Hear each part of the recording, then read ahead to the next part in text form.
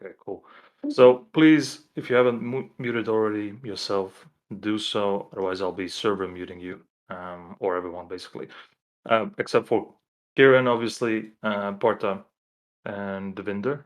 Is Devinder here? Yes, he is. Okay, great. Um, so let's kick it out. This is our first ever dev call. We're going to be predominantly focused on discussing. You can switch it over to the agenda. It's fine. Discussing what has been working, what have we been working on basically, and a couple of quick introductions and some changes that's been going on in Etherspot and Pillar. So you guys must be familiar with me. I've been around with Pillar for a long time. I've been doing mostly customer success, customer support stuff alongside with QA. I've taken over the role of Chief Product Officer about, I would say, 2 months ago. I think something like that for Etherspot and Pillar.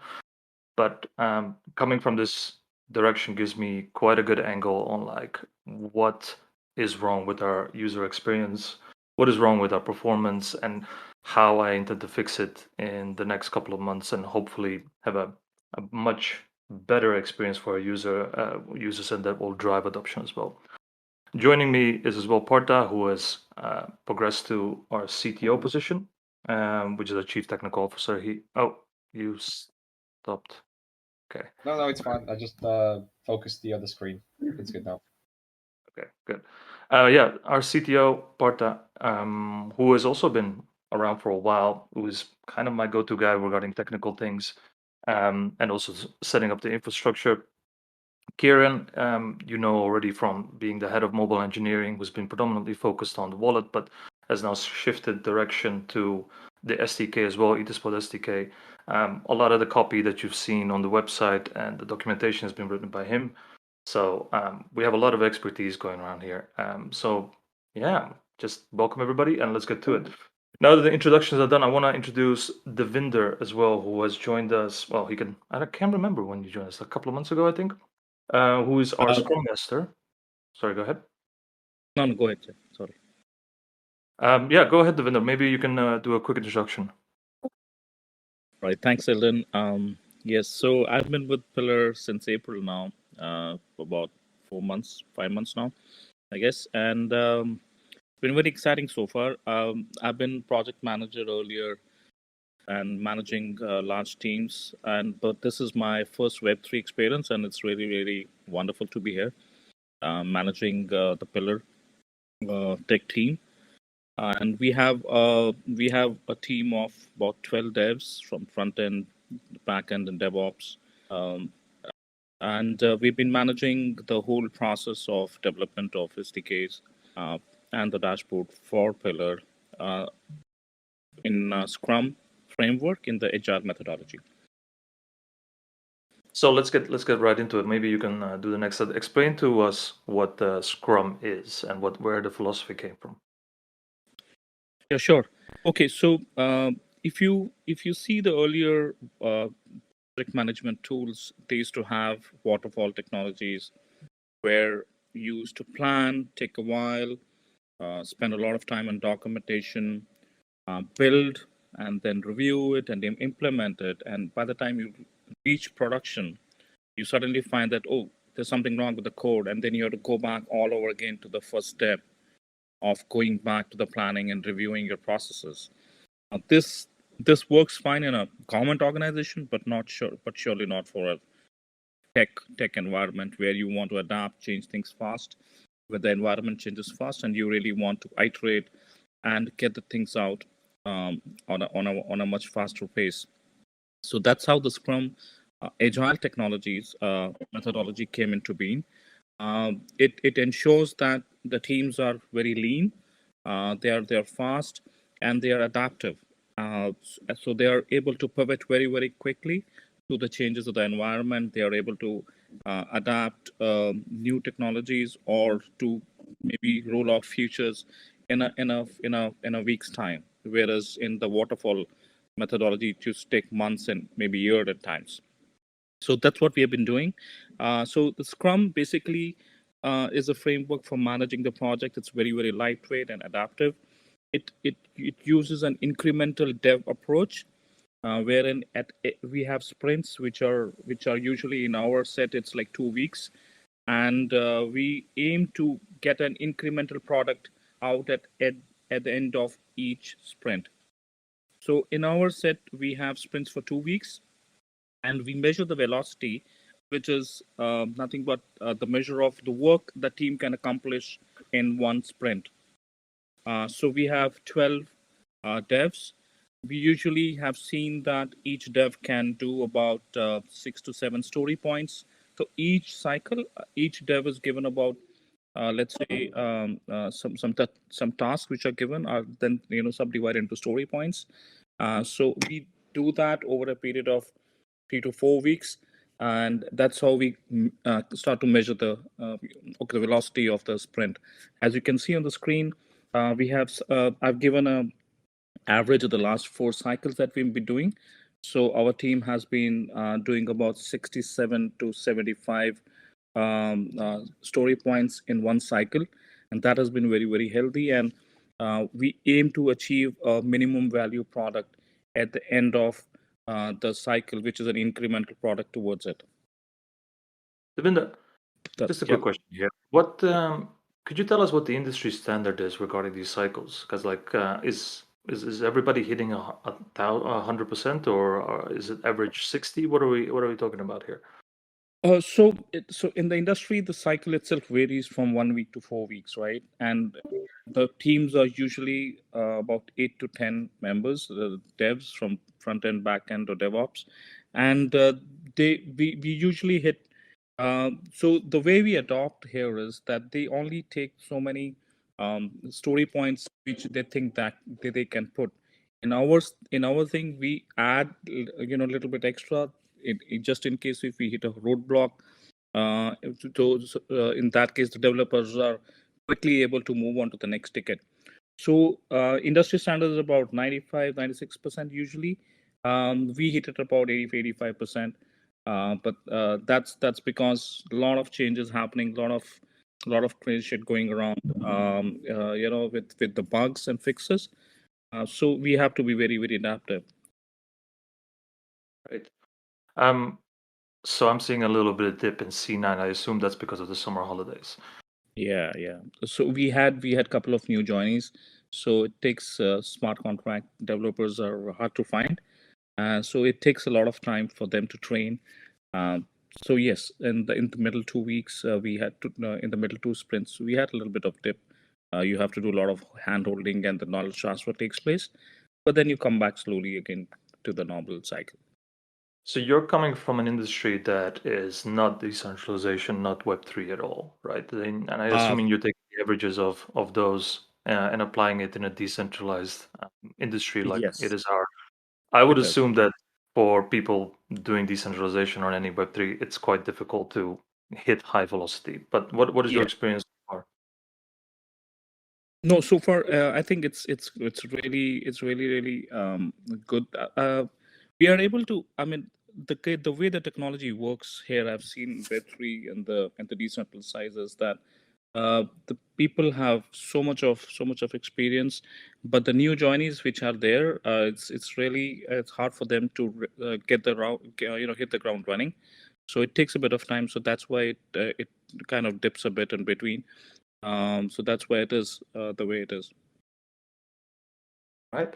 Well, thanks for joining us. We look you. forward to the next update Course. regarding Scrum and how we are doing as a team. Sure. Thank you. Thanks all. So let's move on to regarding our first product. So we have, as the agenda stated, the discussion is about SDK. Then we have a builder component that we're also going to discuss. Then we have the dashboard, and we have the wallet. Right. Those are the items. Okay. But everything is dependent on each other. Right. A lot of the infrastructure is dependent on the SDK. So let's hear from Kieran right now. What have we been doing with the SDK? Like, there's a couple of points here that we can go to about additional items or services that have been added to our infrastructure. Yeah, hey guys. Yeah, so as always, we've been really busy expanding our product offering, and with every offering that we develop with our product with Etherspot, we also have to change the SDK as well, and add on to the SDK. And the SDK, effectively gives other developers and anyone actually access to these products and features that we just developed. So just going through the list. You can see that we've added new blockchains. So we've got Arbitrum, Optimism, which are layer twos, Fuse and CeeLo.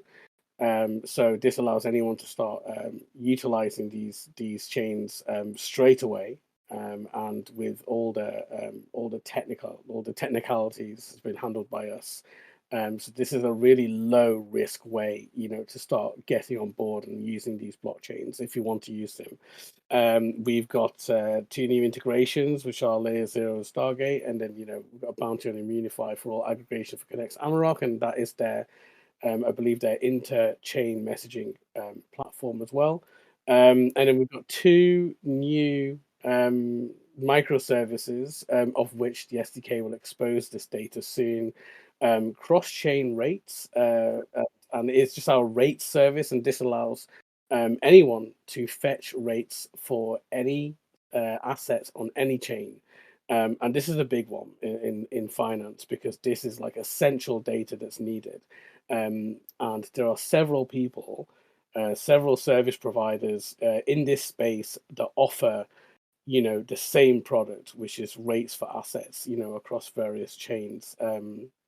And it's often quite difficult to have to sort of sift through that, sign up for API keys, manage the rate limiting and all that. But we've done all that for you. It's the same story every time. We've taken the pain out of having to go through and find and utilize all this stuff yourself. You can just use our SDK, and we've done all the hard work for you. So this is due to launch very soon. We've also got Superfluid costless streaming, which allows you to stream assets cross-chain, and you can specify, the duration interval, in which you want to drip feed your assets from one chain to another. And that has launched as well. That is actually written up on our documentation, should you want to use it. And also we've got a new service launching as well, which is name resolution for ENS, unstoppable domains, and FIO. The interesting thing about this, we already have, the service in the SDK to resolve ENS, the Ethereum name service. However, what we've discovered, well, not what we've discovered, what we've noticed a trend in the space is that more and more name resolution services are starting to appear, such as unstoppable domain, such as FIO. And all of these services provide, their own extensions and suffixes and stuff like that, and ways of converting a name into ultimately a wallet address, in the same way that we have domain names that resolve into an IP address. So there's more and more of these services starting to appear. So what we've done is we've now created a new service, again, which is going to be exposed via the SDK, that you can enter any name, whether it be from ENS, Unstoppable Domains, FIO, or in future it will be another service provider, and they would and we would go and check all of them for you and return data about any that might have matched, or if none of them matched at all. So Yeah. that is it from the SDK side of things. No, it's really cool. A couple of background stories on this. So like the blockchain side of things, Arbitrum and Optimism are our go-to rollups. They've been gaining a lot of liquidity, and they are using ETH as native tokens as well. Fuse and Cello have been around for a while, and we will keep on adding these more and more, because I think right now our backlog is about 17 or something like that.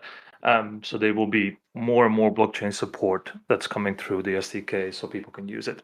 The Layer 0 Stargate side, like I can speak a little bit about this, because I've been driving this predominantly, is that we did an assessment on like bridges, on like which bridges should we add to the SDK so there's direct connection for the SDK and people can start using it whatever they want to. Layer 0 made it on top of the list because of the liquidity that they own on multiple chains. They have a very large liquidity, I think about $500 million, that they have incentivized through their STG token. But the real killer is that how quick it is. It's almost under a minute the way you're transferring over assets from one chain to another chain. And this opens up the whole array about like transaction bundling or transaction batching that we call at Etherspot, is that once you have such a speed of it's like 1 minute, then you can do like even more advanced stuff on the destination chain. That's what we want to do. It's simple contract calls like a swap is already kind of done in the space. Like a couple of our integrators have done it. Like Lee Finance is one of our partners. They have a contract call swap that they've done as well, but nobody's actually doing yet the more advanced stuff. And this is where we fit in. And this is where we're going to be applying some of our technology with use cases with dApps. That's the thinking about it. One thing I wanted to mention about Superfluid Crosschain and connects Amarok. So there was 2 months ago, I think there was a hackathon organized by Connext and Superfluid, where they challenged users to develop cross-chain streaming. Nobody won that competition, and I think it was our CTO Partha who said like, we can do this. And one of our developers, Utkeer, did an amazing job of like adding this to the SDK and actually making this work. And what happens in the backend is quite cool. You have the cross-chain swap, that's nothing new there, but then you have the wrapping of the super token and then sending it to another address. And before that, if you wanted to pick any token on the destination chain, there's also a swap mechanism as well. So it's like a real use case of like the SDK and Etherspot transaction batching this whole process. So thanks for that, Kieran. Let's move on to the next slide. So dashboard, 0.5. I didn't call it 1.0, I call it 0.5 because I don't think 1.0 deserves it yet. But the whole thinking about this dashboard is to allow users, not only through the mobile wallet, but also through MetaMask, anywhere really, from any Web3 angle or even a Web2 angle, but we'll get to that later, is that allows you to control your smart contract-based assets that you have on your Pillar wallet. This is a dashboard that's been created for this specific purpose, and also to showcase kind of what's possible with Etherspot as well. So I'll go through the whole list, what's been done so far. And then we can think about like what additional. So this is why it's important, why the SDK needs to be robust, why we have the framework that we do, why we are adding all the chains, because this will allow you to control any network from any point. So imagine this, like you're connected to Binance Smart Chain and you're using your MetaMask. You can now control all the assets that you have on all the different chains without network switching at all. So the dashboard right now shows all the token balances on all the blockchains with the corresponding USD value, which we're fetching as well. One of the items that we've decided to engage with as well is depositing from key-based wallets. Normally, what would happen if you're depositing to smart contract-based wallets is that you're going to do it from MetaMask, true, but then we have predefined the loading of all the token balances of all the chains that you have in your key-based wallet. So this is your MetaMask wallet, all the assets that you have there. For the Pillar wallet users, this is your key-based wallet, basically. And we've broken this down in percentages of like how much assets you have on different chains, also from a key-based wallet, but also from a smart contract-based wallet.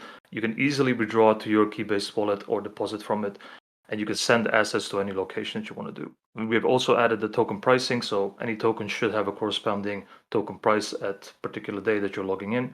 This is real time. The whole dashboard is responsive, so it can be used on mobile or tablets, and we'll have real-time loading, because sometimes, when you're loading 10 blockchains, it takes a while to get all the token balances, but we don't have a holding, basically a waiting time for the user. You just see the real-time loading coming in from all the chains. So ENS support will be there, is already there, unstoppable domains, Superfluid cross-chain streaming is integrated with Lee Finance. We're going to be transaction batching the swapping, what I talked about earlier, from token and super token wrapping and setting the flow rate. If you guys are not familiar what this is, I would highly recommend you guys to check out Superfluid. It basically allows people to pay other people in a streaming sense, where the balance is automatically updated based on the flow rate. So if I'm sending 10 USD to Kieran over a month's time, it will send it over a month's time in real time, so the user can always like cash out the money that they have in halfway point. So that's one of the history is an obvious one. Those systems is an obvious one. NFTs that you have on your smart contract-based wallets as well. So this is what we have for right now that's been created for this particular version. So is Sparta there? I'm here, Alden, Okay, for a few great. minutes. Yeah. Parta is going to talk about our BUIDLer component. Can we move on to the next slide? Yeah. So the idea behind BUIDLer was, I mean, we know Etherspot SDK has quite a few functionalities, but it is, usually developers would like to link these operations with a user interface. So at the moment, for users to use the SDK, they had to call the specific SDK function. So we thought we could make it more easier to visually build and transaction batch various operations using Etherspot SDK itself. So we've come up with a new React component and we called it BUIDLer.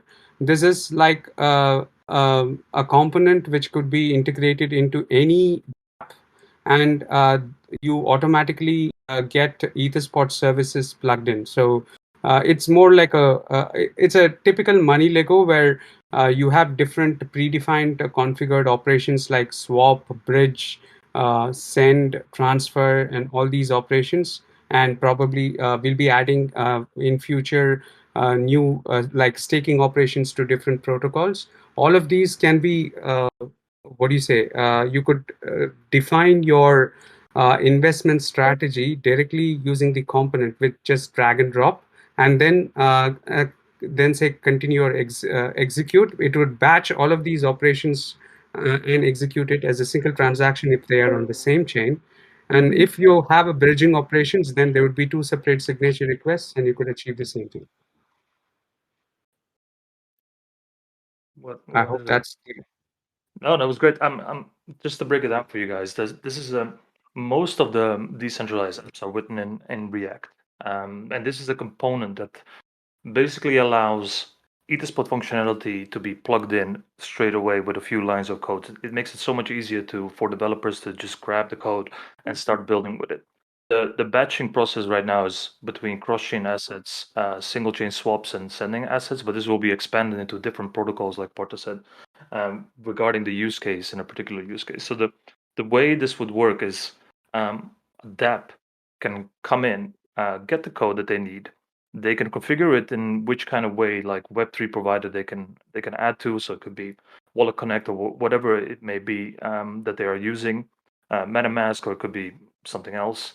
Then they'll have the option to define how they want to use this. And it's quite important that you guys realize that key-based and smart wallet selection is a flow that allows for dApps to develop something that doesn't change their overall user experience. So most dApps are really much tailored towards MetaMask, right? So like they show balances from MetaMask, etc., etc., etc.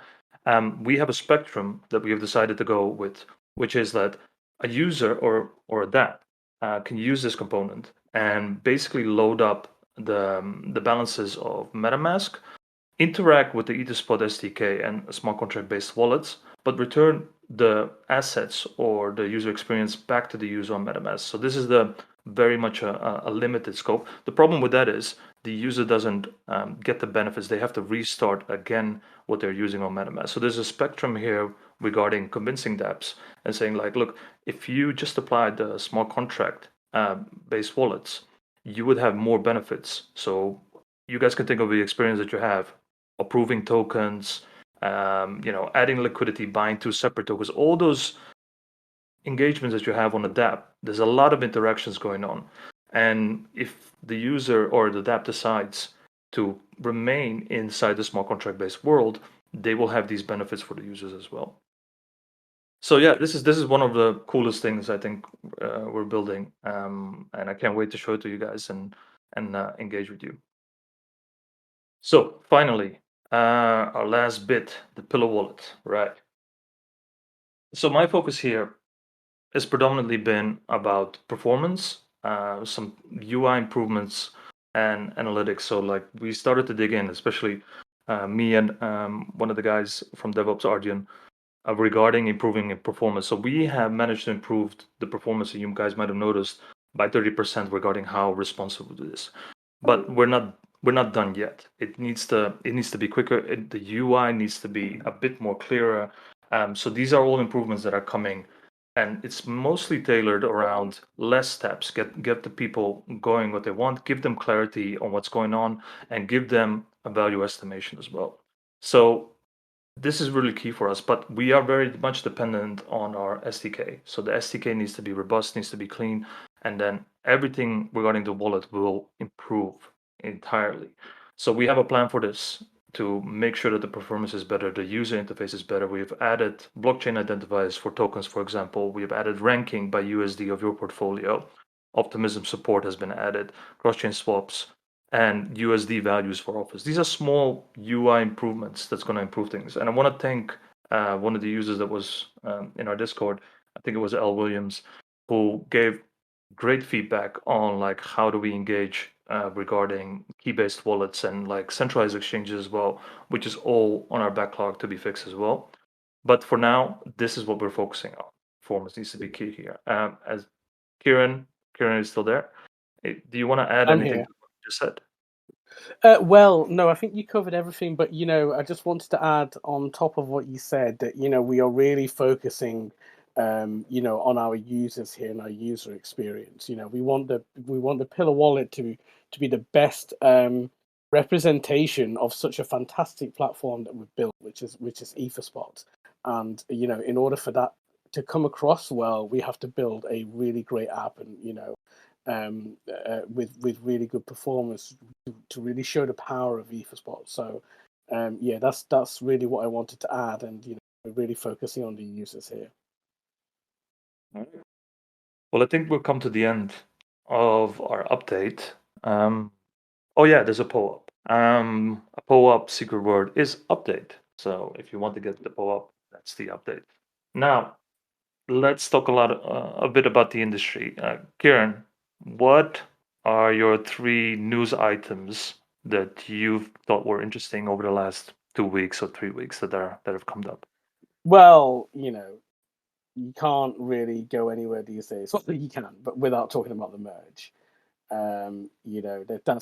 That's big. That's big news at the moment, and it's I think it's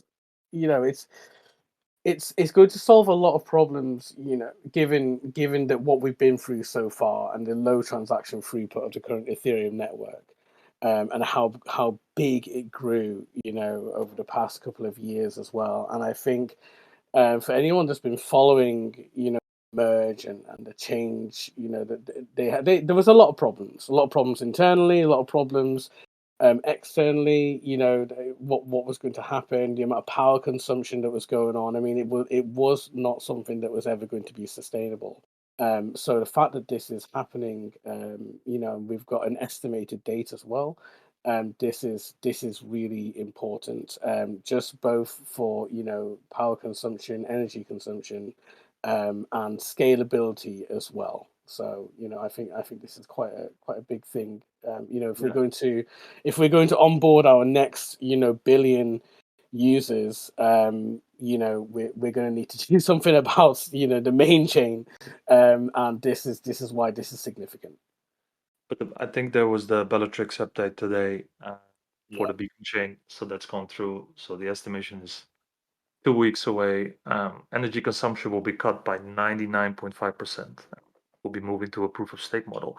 I believe the Pillar Phenomenal. Foundation has also set up 2 validators as well to participate with the validation of the chain. So it's fair to say that everybody's quite excited and hopes for the best and nothing goes wrong.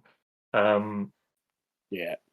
From my end, the most interesting thing was the Tornado Cash controversy and the arrest of the open source developer in the Netherlands. Um, that was quite a shock because I've never heard of anybody being arrested for writing code, especially for a privacy tool like Tornado Cash. Uh, it's a really big assault on open source, really, on code that's happening right now. So I really hope that the judge in the Netherlands would say like, no, this is not how you're supposed to deal with somebody who's just writing code. But the implications of Tornado Cash, which is something that we've been discussing internally as well.